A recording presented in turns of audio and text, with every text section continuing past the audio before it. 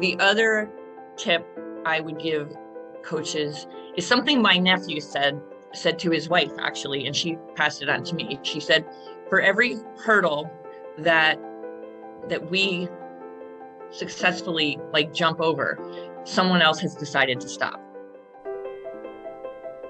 I'm Dr. Mora. I'm a college professor, instructor, coach, and passionate mentor to health coaches around the world. But I haven't always been that confident and committed to my coaching career.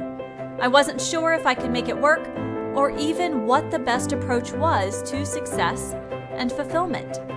I decided to step up and step into my dream of guiding health coaches on their journey from hesitant health coach to committed health coach.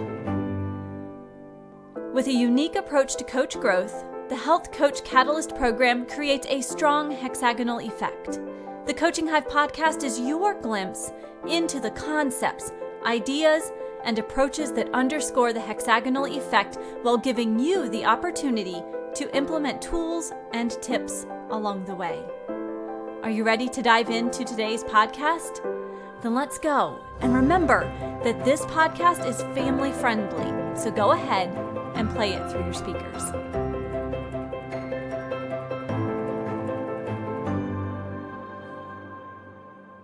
Today, I have the pleasure of sitting down and chatting with Lynn. Lynn is a national board certified health and wellness coach and has really been growing her business and learning a lot through the process. I am looking forward to hearing more about her journey as a health and wellness coach, as well as the tips she has for new and aspiring health coaches. Welcome, Lynn. Thank you. Thank you for having me. Oh, you're very welcome. I'm so happy that we're able to sit down and talk today. Fantastic. So to set the stage, I wonder if you could share just a little bit about your background as well as what led you to health and wellness coaching. Background includes a degree in psychology, an undergraduate degree in psychology, and also a classically trained chef. So coming into the coaching world kind of grew from that. But I think the most pivotal thing for me was working for the American Diabetes Association. It was my first job out of college. And, I got to see firsthand the impact of that disease on families with children with diabetes, but then also on adults in most cases had significant weight issues. And so, I don't think that anybody wakes up, each morning and says, I'm going to make some really poor health and wellness decisions today. I'm going to eat bad. I'm not going to exercise. I don't think people do that. But what I am learning is that people don't realize the impact of these decisions. They don't understand the long-term effects of not making well choices. And so for me, it's all about educating people and helping them to see the benefits of making better food choices and working towards living a healthier lifestyle. I think you bring up such an interesting point there that we don't wake up necessarily every day saying, I'm going to make a bad choice today. We don't do that, but we do walk past the pantry and say, oh man, those cookies, they look good. Maybe I'll just have one today. And, sometimes that one turns into 2 or 3 as we're walking by the pantry 3 times that day because, the first one was really good, but we don't intentionally set out to make those kinds of choices. Right. And you saw that firsthand as you worked with the American Diabetes Association. It's not that we intend to make choices that aren't going to support our health and wellness, but they do happen. Right. And for me, what was amazing was seeing the transformation. They get to the other side of the room and they go through that door and, you can see the changes, not just in their weight, but just in their entire demeanor and how they're feeling about life in general. I bet they have more energy and they're just more enthusiastic. So many of them have dreams of playing with their grandchildren, golfing, traveling, whatever it is. And so when their health sort of comes into focus, then all those things become more of a possibility. Absolutely. You're a classically trained chef. How have you used that and helped integrate everything together so that you can create a more well-rounded coaching program? It was a gift that I kind of didn't realize. I knew it was, obviously it was there, but I didn't realize how I would be able to leverage that in my coaching practice. And so, just by the very nature of having been in the business for 20 plus years, I've learned a lot of tips and tricks for, for food, not just cooking, right, but food preparation, because I think sometimes clients can be really overwhelmed with the idea of, okay, now I got to learn how to, I'm going to be using ingredients I might not have had experience with before, or I have to learn new cooking techniques, or I just have to learn to cook, and so it can be very overwhelming, I think, in a lot of different ways. I take the opportunity to help people break it down, like to kind of chunk it out.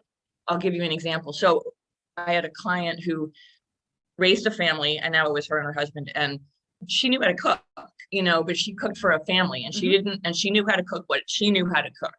So they were in a rut, they were stuck. Yes. They were kind of having meals that were not very satisfying. And then as a result, they were snacking, in the evening and putting weight on. And so we first started with expanding her awareness to other things in the supermarket that she could experiment with and try. And so that was like the first step, just kind of expanding the awareness. But then once she started experimenting in the kitchen, her confidence grew. And then she was able to start preparing healthier meals for her and her husband. And then the snacking just sort of fell off. It was a very interesting process. It's been a real blessing for me to have the culinary background. And, and I'm not talking about fancy food.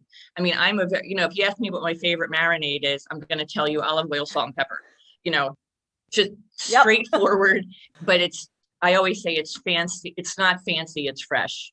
So, and that's kind of how I work with my clients, through the process. Well, and I'm sure that because you have that background, you aren't worried about going into the grocery store and saying, oh, something new. Okay, let me experiment with it. And you can help clients also generate that same enthusiasm to experiment. Right. It really is an awareness thing. There's a young gentleman I worked with a year ago who has lost 60 pounds.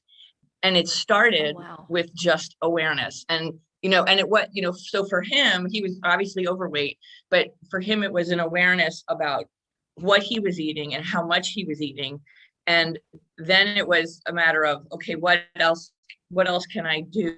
What can I replace these dinners or lunches or snacks with, and start making better choices? So yeah, you have to meet we talk about this all the time. You have to meet each client where they're at. And so it's really been interesting. And it's been very, very inspiring for me and invigorating for me as a coach. It sounds like you've really kind of found your niche and found how you can really differentiate yourself from other coaches because you have this training, this background. Now you can really serve your clients in a special and unique way. So when you think about kind of new coaches, is that something that they need to think about? Kind of, what do you think about that? I do. I think that we all have our own unique gifts.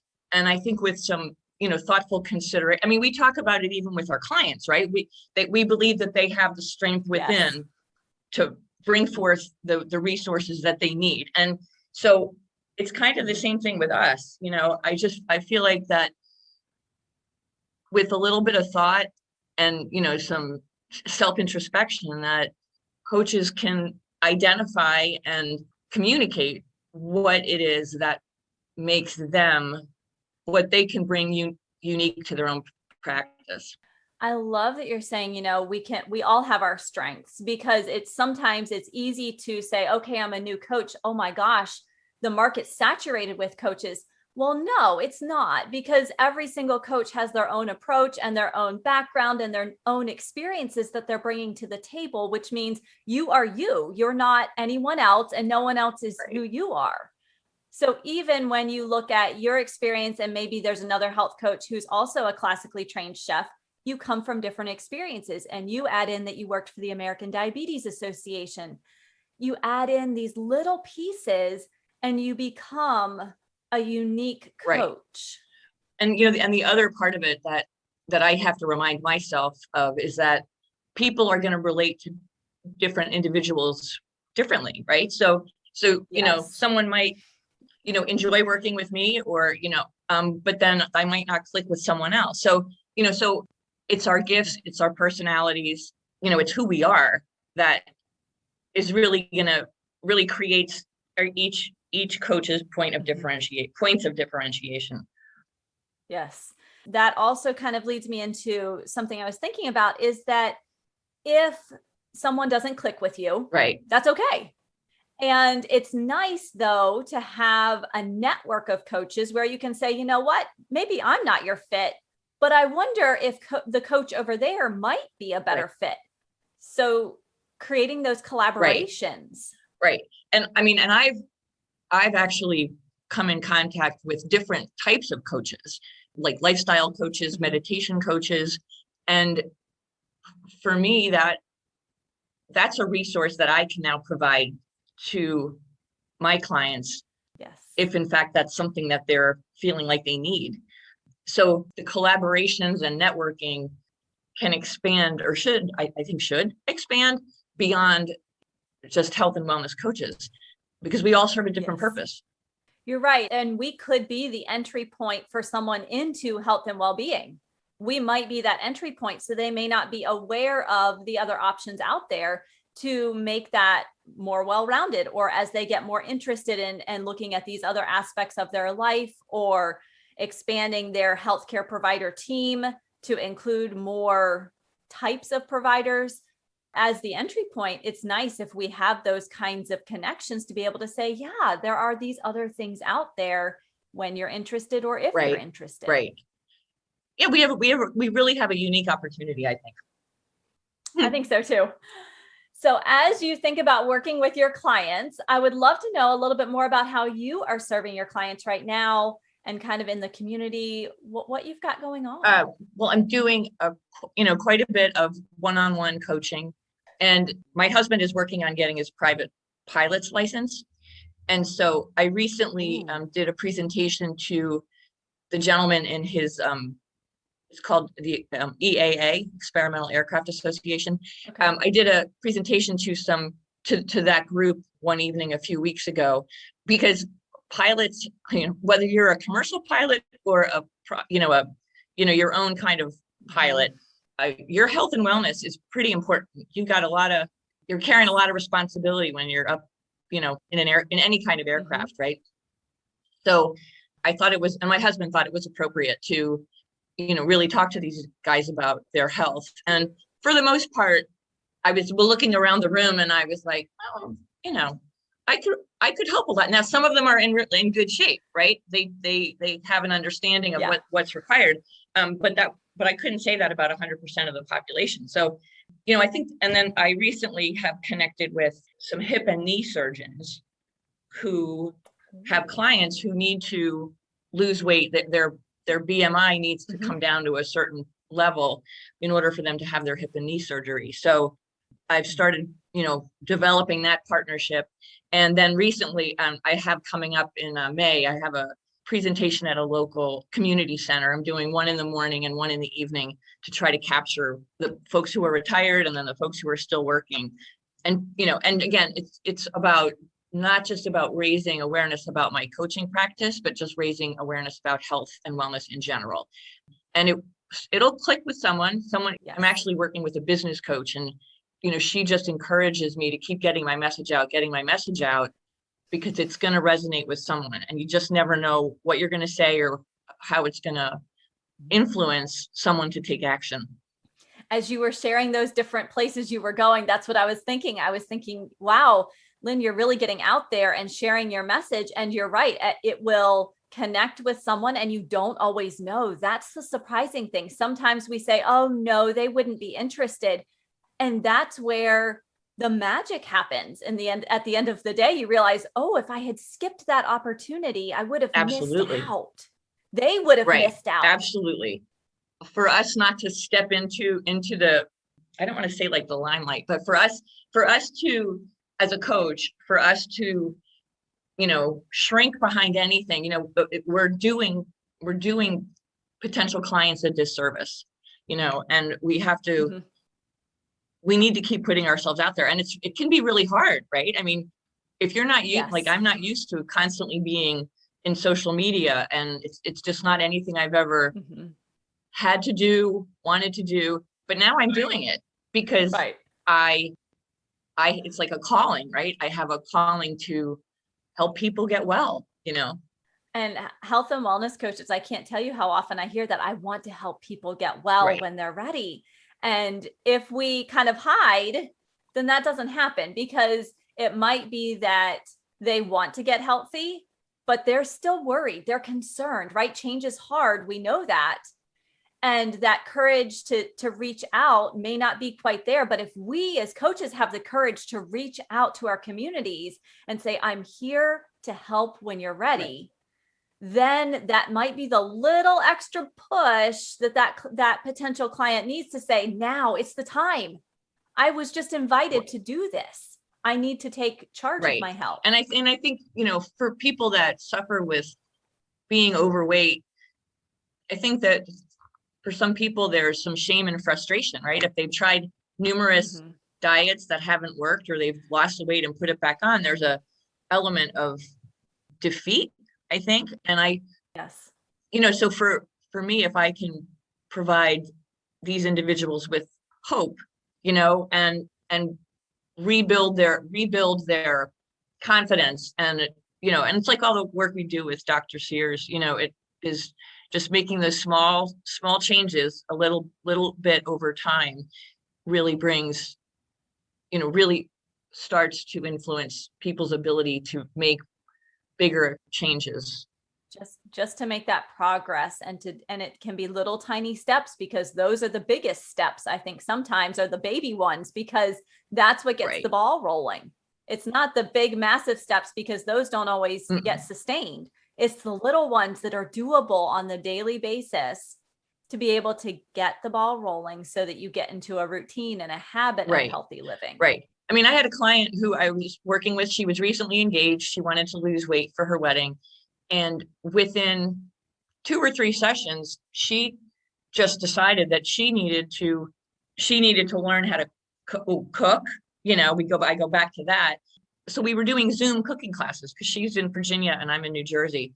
So I would give her the grocery, we'd get a recipe, she'd go buy the groceries, and then I would kind of coach her through the cooking pot, whatever she was making. And then her and her husband would sit down to dinner, and she would take a picture, show me what they were having. And, and then the next session, we would kind of revisit what worked, what didn't. But it was really amazing to me. It was to see her confidence evolve. That's, for me, I think that's what's most rewarding. That's what I was just going to ask. What's most satisfying? And it sounds like really seeing them put it all together and figure out what they want to do, and knowing that can change. And maybe, yes, it was weight loss initially, but it wasn't as much about the weight loss as being healthier and feeling good in her body. Right. And I think that's what, for me, when I was really getting started, clients would come to me to quote unquote lose weight. And then all of a sudden we'd be veering down this other path. And it was really hard for me, because I'm like, I'm not helping. How am I helping this person? They told me they want to lose weight, but now we're talking about this other subject. But if that's where the client wants to go, then it's my job to walk that path with the client. So it's funny, I started to refer to myself as a wellness Sherpa. That's kind of accurate, I think. It is, because we don't always know, but it is our job to guide and to help them on that path that they choose, not to choose their path for them or to kind of push them back onto the path we thought they ought to be on. It's truly to step back and say, okay, this is where you're headed. And I love that, when we take time to craft a vision with our clients, then we have a better understanding of where they're headed. And we can revisit that too and say, okay, it seems like we're making a little bit of a shift. Let's go back to that vision and see what it really is now. Maybe there are some tweaks we make now that you're interested in this topic over here. So just taking the time, I think that's where National Board Certified Coaches really do have something special, is that we use that guiding style and we have this approach that really honors the client's autonomy, where they get to choose what to do. It's not us taking a book off the shelf and saying, we're going in this order. I don't care what you think. And I think that it's empowering for them to realize they're in charge. And that's new.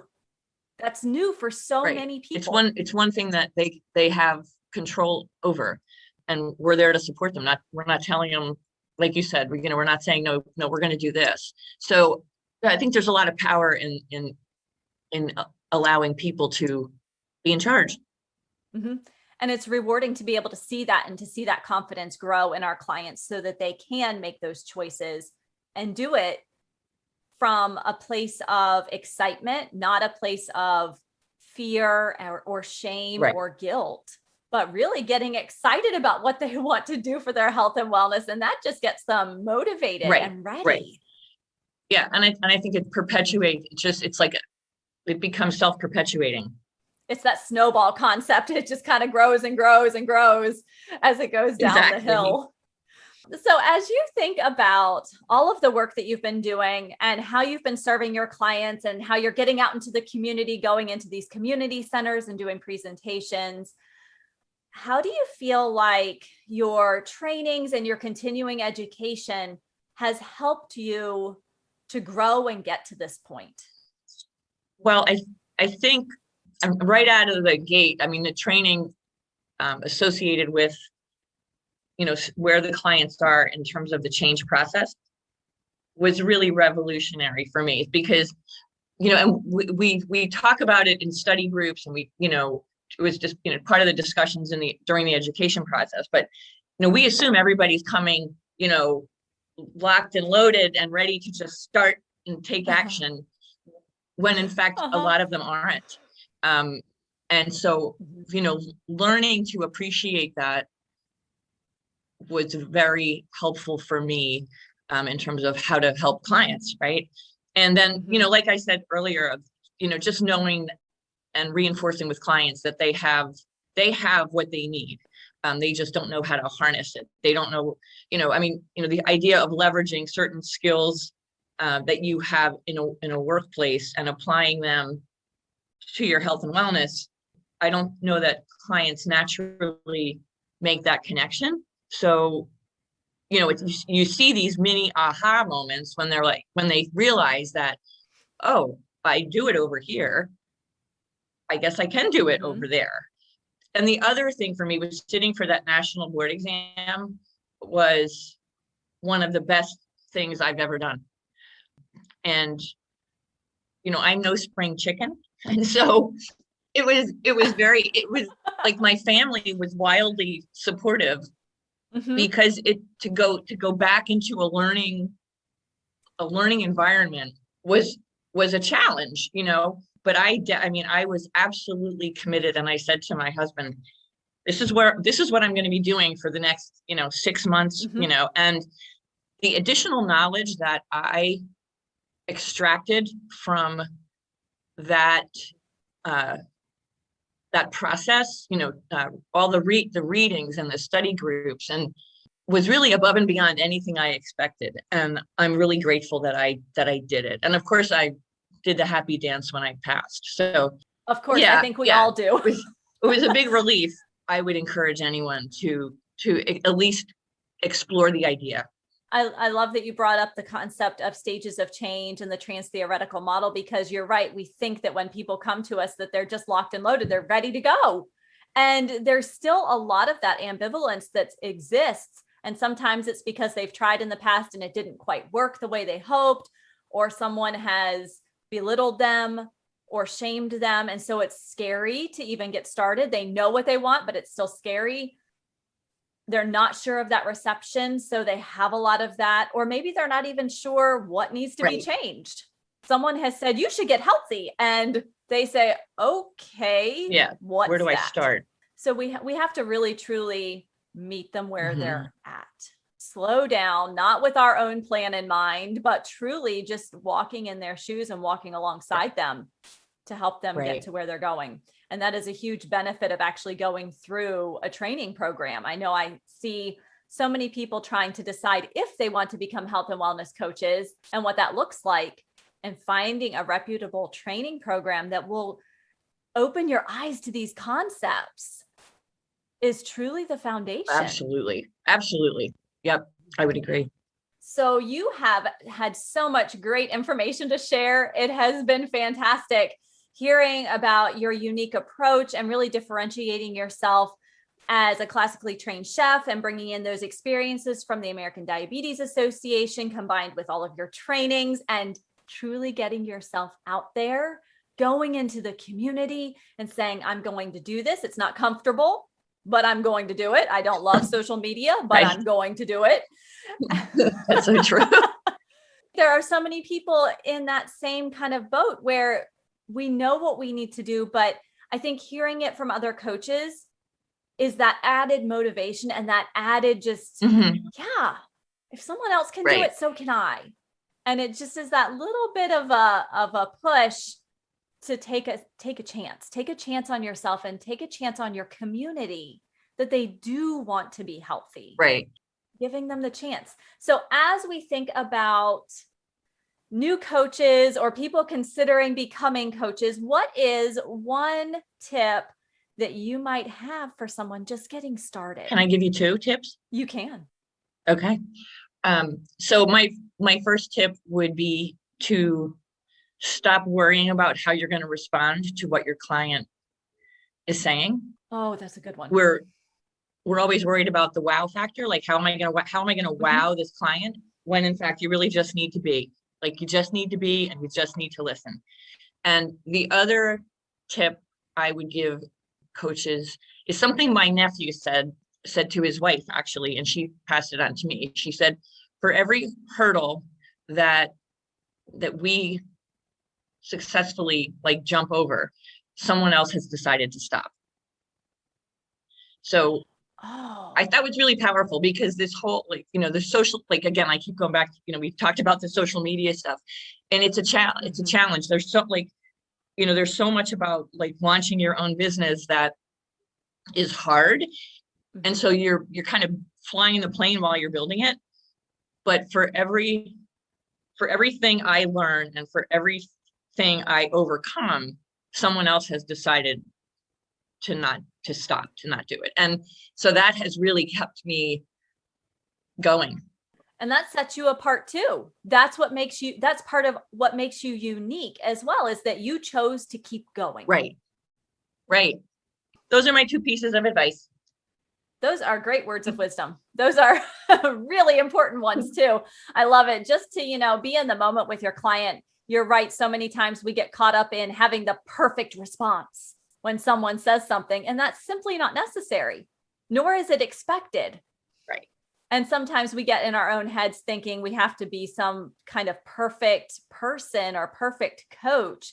And our clients just want someone to walk with them, not to be some perfect vision of anything. Right. They don't have a vision of what we should be. No. That's our own messaging that continues, so yeah, just be who you are, listen, and just be there for them. And I think some of that messaging, we can get clarity on that messaging that we have inside our heads by sitting and just, being with ourselves too, and saying, you know what, I hear that thought running through there. Is it really true? Or is it just something I'm telling myself? Right. And taking that time, especially as you're launching a business, to say, this one isn't really true. This one is just something I've decided to tell myself. Right. And, for me, when, there's not I don't come from an entrepreneurial family, right? So the fact that I'm doing this, it's a second or third career, depending on, but it's very hard for some of my family members to see that I'm doing something so unconventional. I'm stepping into something that's not Monday to Friday, 9 to 5. I'm not, there's no guaranteed paycheck. There's no, so there's a lot of fear that, they have a different risk tolerance than I do. And I have had to learn to be okay with that. Yes. So, and that's, I think, where some of that self-doubt and that some of that messaging kind of works its way in, because it's not, if what you're doing is not what's expected, but you're responding to something that's really resonating with you and, helping, if you're feeling very soul aligned with coaching, it's the right thing to do, then you really need to have confidence in the decisions that you're making about walking this path and growing your business and helping the larger community get healthy. That's so good. Oh my gosh. You have had so many wonderful words of wisdom to share today, and just very thoughtful, even tying in that concept of you don't come from an entrepreneurial family. So this is very, very different, and it's not something that you've seen. So you are kind of trend setting. You're being a trailblazer here. Right. And that sometimes uncomfortable and sometimes really exciting and sometimes a combination. Exactly. I really appreciate you taking some time out of your day to sit down and share your experiences and your ideas and just your thoughts of how to help new health coaches. Now, I know that some of our listeners will want to connect with you on that social media thing. I know. So how can we connect with you after the podcast? My website is Renew Health, but it's RENOU health.com. If you want to check out my website, or if anyone could please email me at Lynn, Lynn at Reneou health.com. And then I also have a profile on LinkedIn and Facebook. Fantastic. So I will put all of those links to make it easy in our show notes with the transcript, so that all you have to do is click on those.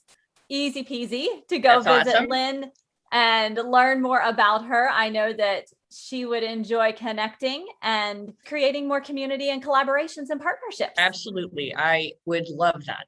Thank you again, Lynn, for sitting down with me today. I look forward to seeing everything that's in store for you and your coaching practice. I look forward to hearing about those community center meetings. They sound fantastic. And I just know that you'll connect with someone in those meetings. Well, thank you. Thank you very much. I've really enjoyed talking with you today. It's a great start to my day. Wasn't that just great? Lynn had so many wonderful tips to share and experiences, and she really brings to light that we can create a coaching career and a coaching business that suits our experiences and our needs, as well as those of our clients. The possibilities are endless for what we can do when we are open to the possibilities.